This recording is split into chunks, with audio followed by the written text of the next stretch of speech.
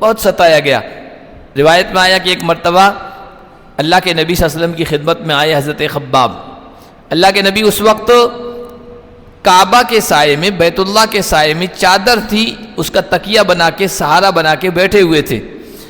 اور ہم نے آ کے شکایت کی اور کہا کہ الا تستنصر لنا، الا تدعو لنا، یا نبی اللہ، یا رسول اللہ، آپ ہمارے لیے مدد طلب نہیں کرتے، آپ ہمارے لیے دعا نہیں کرتے۔ حضور کو یوں محسوس ہوا کہ یہ چاہ رہے ہیں جلدی اللہ کی مدد آئے، تو اللہ کے نبی نے فرمایا کان الرجل فی من کان قبلکم یحفر له فی الارض فیجعل فیہ۔ ابھی تم ان حالات سے کہاں گزرے ہو جو تم سے پہلے ایمان والوں کے ساتھ ہوا؟ ان میں سے کسی آدمی کے لیے زمین میں گڑھا کھودا جاتا تھا، اور پھر اس ایمان لانے والے کو لا کر اس گڑھے میں پیک کر دیا جاتا مٹی میں، فَيَجَاءُ بِالْمِنْشَارِ، گڑھے میں پیک کر دیا،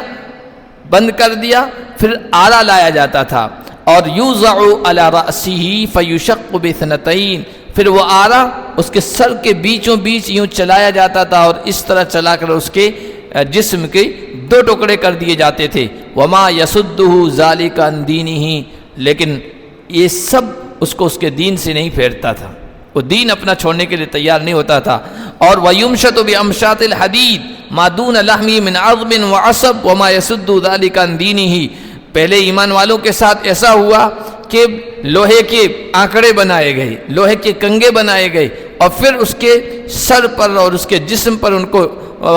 چلایا گیا، اور ان کی حالت یہ ہو گئی کہ جسم پر گوشت نام کی کوئی چیز نہیں رہتی تھی، لیکن اس کے باوجود وہ ایمان چھوڑنے کے لیے تیار نہیں ہوئے۔ اور پھر اللہ کے نبی نے کہا دیکھو تم جلدی کر رہے ہو نا، مدد جلدی مانگ رہے ہو، واللہ لَيُتِمَّنَّ هَذَا الْأَمْرَ، خباب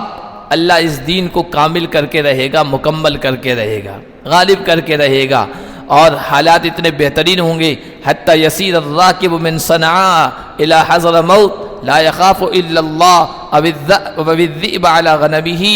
ایک آدمی چلے گا صنعاء سے حضرموت، اور اللہ کے علاوہ کسی کا ڈر نہیں ہوگا، اتنا امن، چین، سکون والی فضا اس وقت قائم ہو جائے گی۔ آج جو ڈر ہے نا وہ ختم ہو جائے گا۔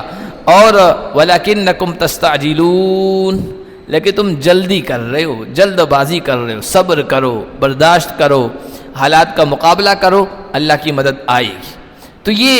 تمام اہل ایمان سے، قیامت تک کے آنے والے انسانوں سے کہا گیا، اہل ایمان سے، ام حسبتم ان تدخلوا الجنۃ ولما یأتکم مثل الذین خلوا من قبلکم، کیا تم یہ سمجھ بیٹھے ہو کہ جنت میں بس ایسے ہی داخل ہو جاؤ گے؟ حالانکہ ابھی تم پر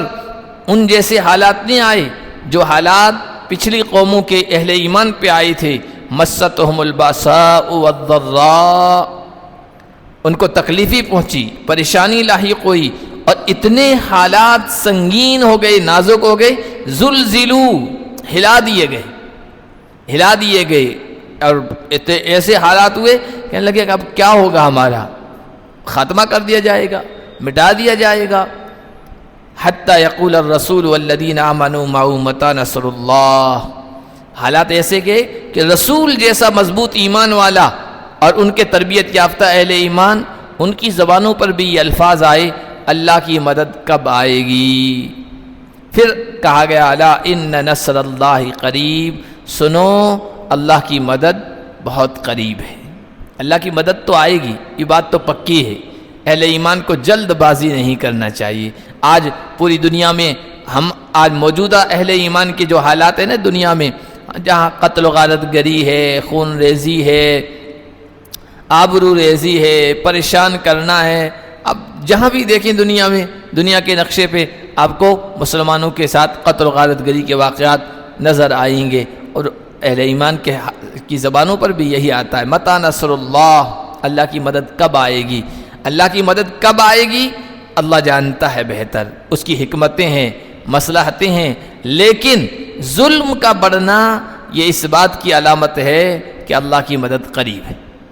ظلم جب اپنی حدوں کو چھوتا ہے اور حدوں سے آگے گزرتا ہے نا، تو پھر اللہ کی مدد آتی ہے، یہ یقینی بات ہے۔ علامہ